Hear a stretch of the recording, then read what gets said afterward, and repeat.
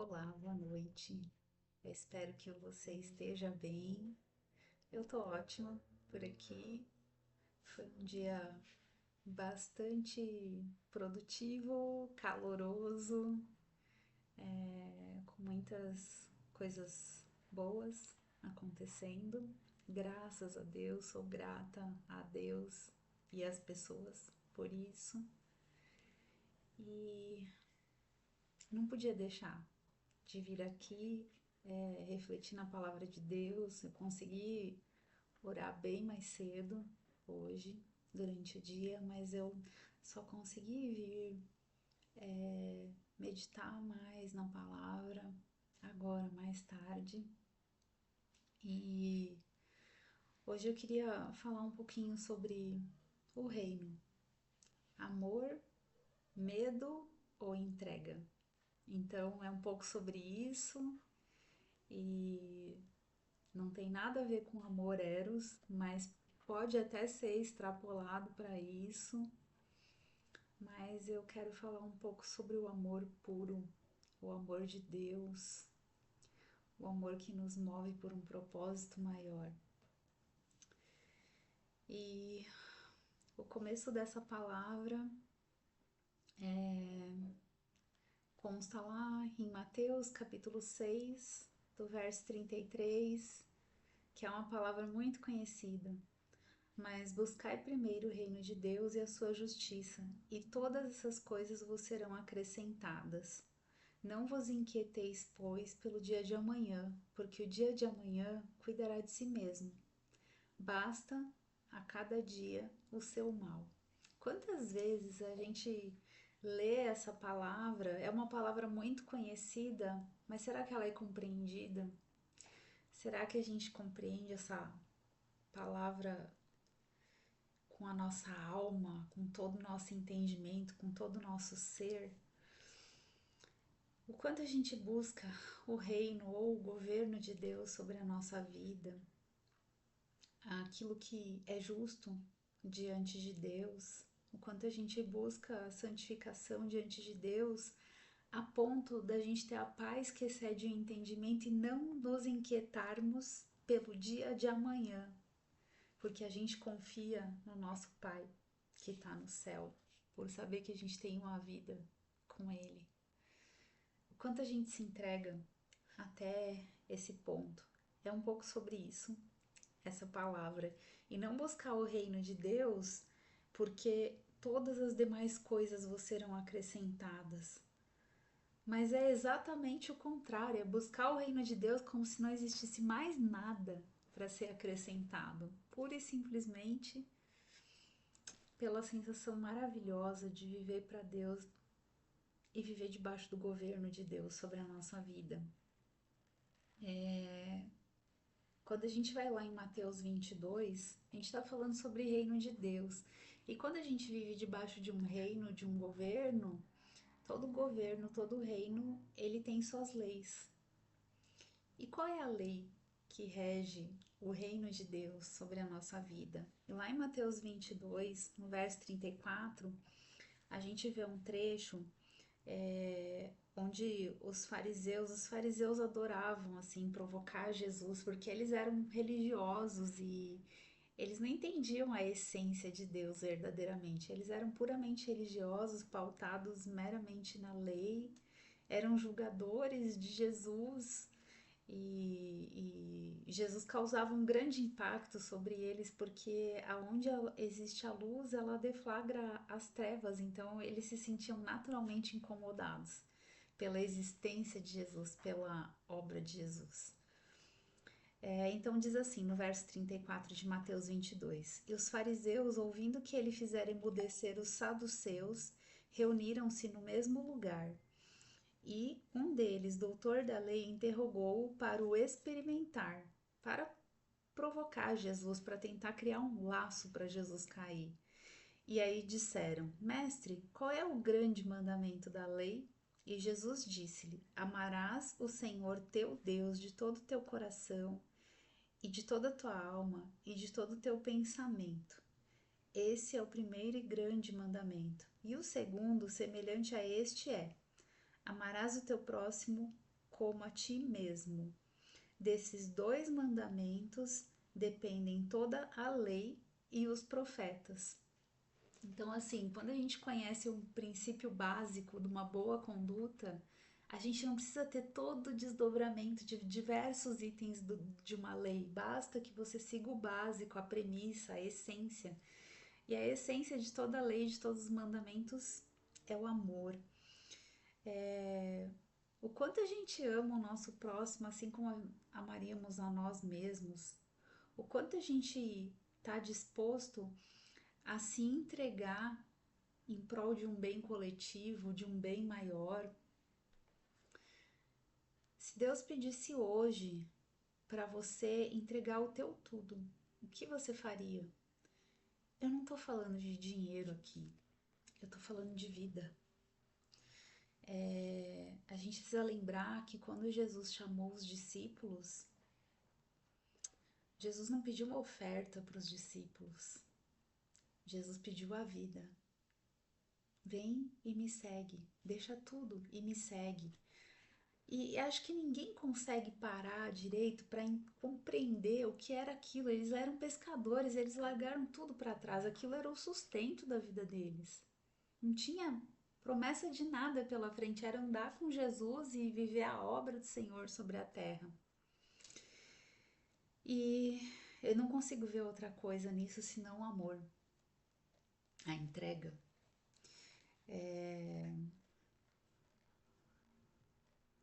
E aí, eu queria refletir também lá em Mateus 16, no verso 24. Então disse Jesus aos seus discípulos: Se alguém quiser vir após mim, renuncie-se a si mesmo, tome sobre si a sua cruz e siga-me. Porque aquele que quiser salvar a sua vida, perdê-la-á, e quem perder a sua vida por amor de mim, achá-la-á. Pois que aproveita ao homem ganhar o mundo inteiro e perder a sua alma? Ou que dará o homem em recompensa da sua alma? Às vezes a gente passa a vida inteira lutando por tanta coisa e perde tudo que é mais precioso. Então, consegue tudo aquilo que os olhos podem ver, as mãos podem tocar e perde o essencial, se perde da própria essência, se perde daquela coisa pura assim que tinha no coração quando ainda era uma criança, quando estava começando a buscar os propósitos de vida. Então, o que adianta ganhar o mundo inteiro e perder a sua alma? E aqui quando a gente fala de alma, a gente não fala só de salvação, a gente fala de essência. A gente falou um pouco na palavra de ontem de que a nossa alma era a nossa mente, as nossas emoções, os nossos sentimentos, é a nossa essência, a nossa alma. Então, o que adianta ganhar tudo e se perder no meio do caminho, se perder de si mesmo, se perder de Deus, se perder dos propósitos? Então, é importante a gente parar para pensar no que a gente tem pautado a nossa vida e as premissas das nossas escolhas, quais têm sido as bases das escolhas da nossa vida. Aí a gente vai lá em Marcos 14, no verso 3. É o jantar de Betânia. Essa palavra também é bastante conhecida e ela marcou a minha vida quando eu tinha aproximadamente 26 anos de idade. Hoje eu tenho 46 e foi um culto de jovens lá na cidade de Guarulhos, onde eu fui convidada a levar uma palavra para eles. E eu me lembro que eu fui preparando aquela palavra ao longo de vários dias e por vezes eu tive crise de enxaqueca, fui parar no hospital, eu levava a Bíblia embaixo do braço para o hospital para estudar, enfim. Mas eu vou ser muito breve aqui num único versículo e trazer a essência daquela pregação que tanto marcou a minha vida e que me emociona até hoje, quando eu lembro dessa palavra. E também tem um louvor da Ludmilla Ferber que fala como a mulher. Como é que é mesmo?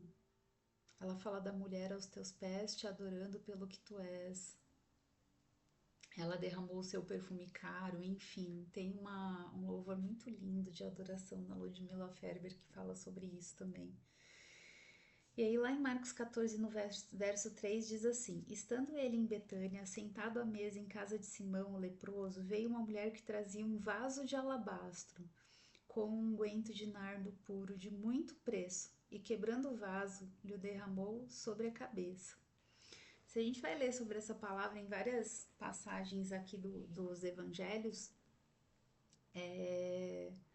a gente vê que o preço desse nardo podia custar um ano de trabalho. E ela levou e derramou aquilo sobre a cabeça de Jesus. Era um alto preço e algumas pessoas questionaram: nossa, que desperdício fazer isso. E tão grande era a adoração daquela mulher sobre Jesus.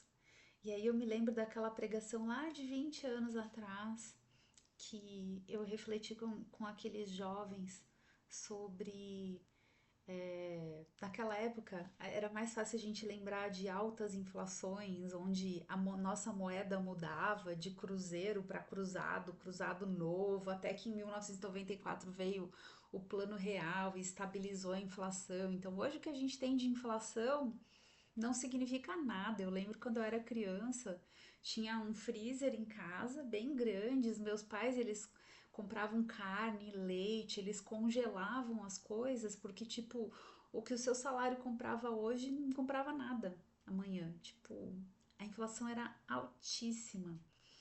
Então, aquela época marcou muito a minha vida. E era uma época em que as pessoas também brinca-se, né, do hábito de guardar dinheiro no colchão.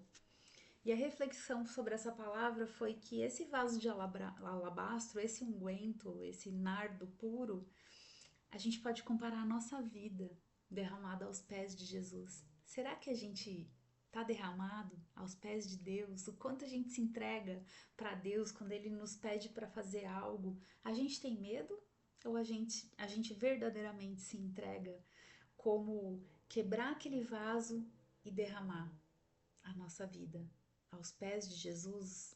Aqui é sobre a cabeça de Jesus, mas o quanto a gente se derrama na presença de Deus, em adoração a Deus.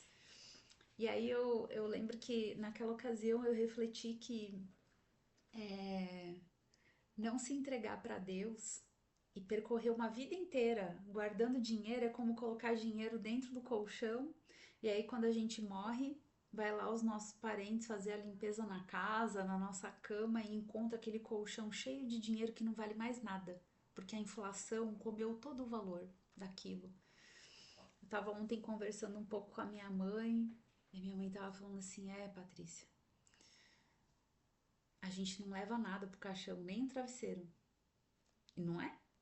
A gente não leva nada quando a gente vai. Só aquilo que a gente plantou aqui nessa vida, aquilo que a gente fez de bom, o legado que a gente porventura deixou, o quanto a gente se derrama diante de Deus. E aqui, esse nardo puro, ele valia um ano de trabalho. Se o Senhor pedisse hoje para você, me entrega um ano teu, do teu trabalho, para ficar na minha presença, o que você faria? Você largaria tudo, como os discípulos fizeram? Largaria a pesca e iria se derramar na presença de Deus? Ou você teria medo de fazer essa entrega? A gente precisa pensar um pouco sobre isso, porque às vezes a gente vive numa vida tão louca, tão corrida, e a gente tá morto e nem sabe que tá morto. E aí Jesus pede um ano da nossa vida e a gente não é capaz de entregar, quando Deus entregou seu próprio filho para resgatar a gente.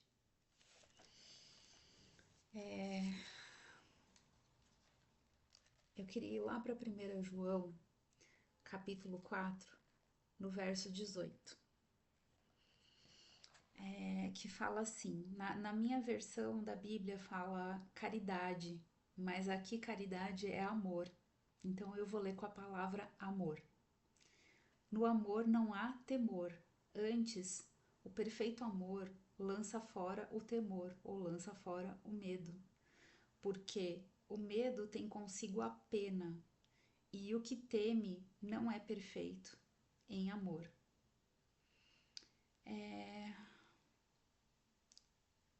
O que é maior na nossa vida? O amor ou o medo? O medo é a falta de confiança. Quando a gente confia, a gente se entrega. E se a gente confia no nosso Pai Celestial, a gente se entrega sem medo. No verdadeiro amor não existe medo, existe entrega. Por isso que diz aqui, o que tem medo não é perfeito em amor. O medo tem consigo a pena no sentido do castigo, porque o medo ele traz um peso. Qual que é a pena do medo? É deixar de viver tudo que o Senhor tem pra gente viver, porque a gente teve medo. E para a gente conseguir se entregar, precisa de uma boa dose de confiança. Confiança em quem? Confiança em Deus. Então, é sobre isso. O verdadeiro amor, ele lança fora todo medo. E aí, quando eu tava lendo sobre isso, eu me lembrei da minha sobrinha, a Alice. Ai, gente, aquela menina é a coisa mais linda. E aí, quando ela me vê, ela fala assim: Tia Pátia. Aí ela estica os bracinhos e vem e me abraça. Aquilo é tão bom, tão bom. E eu sonhei com ela 10 anos antes da minha cunhada ficar grávida. E aí, por questões familiares, eu vim conhecer essa minha sobrinha quando ela já tinha 3 anos de idade. E a hora que eu olhei, eu falei assim: não acredito. Era a criança com quem eu tinha sonhado. Muitos anos antes de eu casar, antes de eu ter meu filho. Então, assim, é impressionante. E esses dias eu tava falando por celular com essa minha sobrinha. Ela já escreve, já se comunica bem de um tanto. E aí ela falou assim: Tia Pati, eu nunca vou esquecer o dia que eu te encontrei. Nossa, como aquilo tocou o meu coração. E aí eu falei pra ela: amor da tia, foi um dos dias mais especiais da minha vida, porque eu sonhei com você muitos anos antes de você nascer. E você é do jeito que eu sonhei. Então, pra mim, é como se eu tivesse reencontrado essa minha sobrinha. Ela é uma criança muito, muito especial. Mas aqui, o que me faz pensar é que o perfeito amor é como um amor de uma criança. A criança se joga, ela se entrega, ela corre. Imagina a cena de uma criança que ama quando um pai e uma mãe chegam em casa, uma pessoa que ela ama, ela corre para abraçar. E é assim que Deus se agrada, que a gente corra para os braços dele. Será que a gente consegue amar desse jeito? Você consegue ver uma criança preocupada se Jesus chegar para ela e falar assim: me dá um ano da tua vida? Fala, claro que eu te dou. Então é com essa mesma singeleza, com essa mesma pureza de amor que a gente tem que amar a Deus. E aí, eu queria refletir agora lá, voltando para Mateus, em Mateus 18, que diz assim, lá no verso 2 de Mateus 18. E Jesus, chamando uma criança, a pôs no meio deles e disse: em verdade vos digo que, se não vos converterdes e não vos fizerdes como crianças, de modo algum entrareis no reino dos céus. Portanto, aquele que se tornar humilde como essa criança, esse é o maior no reino dos céus. E aquele que receber em meu nome uma criança tal como esta, a mim me recebe.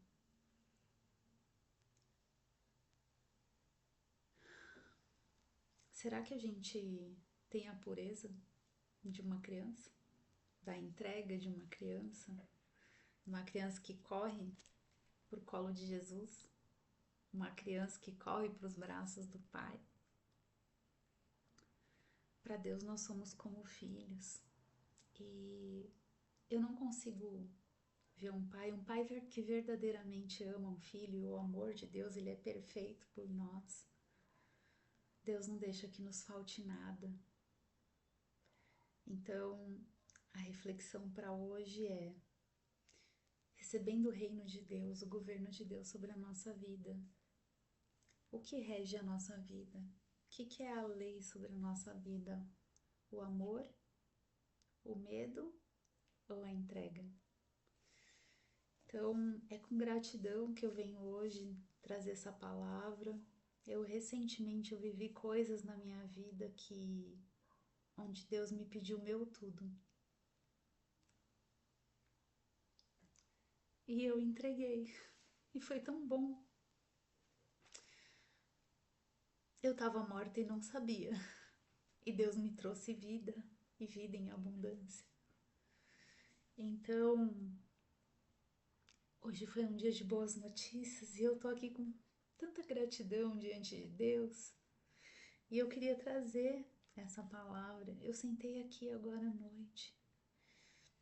E aí fui pensando, fui viajando aqui nos trechos da palavra que Deus ia trazendo na minha mente através do Espírito Santo.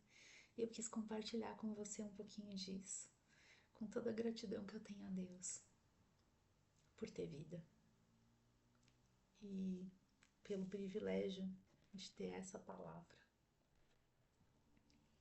Isso aqui é uma riqueza, e o reino de Deus sobre a nossa vida é a maior riqueza que a gente pode ter. Então eu queria fazer uma oração com você hoje. Eu vou fechar os meus olhos, queria que você fechasse os teus olhos. Senhor, a gente entra na Tua presença e Te agradece pelo dia maravilhoso que o Senhor nos deu, pela oportunidade da vida. Senhor, nos faz puros como uma criança.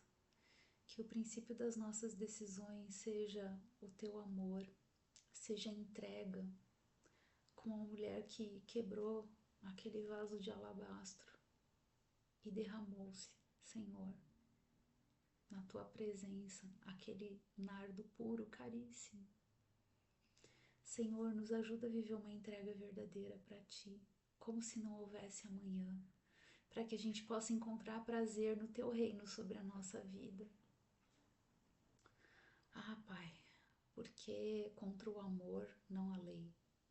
Senhor, que a gente possa ser uma entrega viva, assim como uma criança que corre para os braços do Pai com tanta saudade, com tanto amor, com tanta alegria. Senhor, visita essa pessoa que está aí do outro lado hoje. Tira, arranca toda a angústia do peito dessa pessoa nessa hora. Que ela possa entender o quanto ela é amada e preciosa para Ti, Senhor. Que ela possa entregar a vida dela a Ti nessa hora. Em nome de Jesus. Escolher viver uma vida em abundância, pautando a vida nas premissas do Teu reino, sobre a vida dela com plena confiança. Senhor, nós Te agradecemos por tudo que temos e pelo que não temos.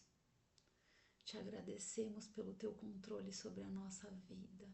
Te agradecemos porque o Senhor existe, por isso vale a pena viver. Te agradecemos por todos os abraços.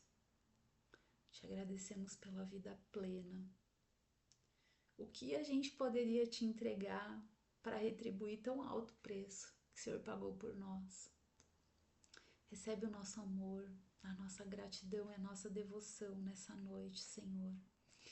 E abençoa cada um dos Teus filhos que estão aqui nessa hora, fazendo essa oração comigo.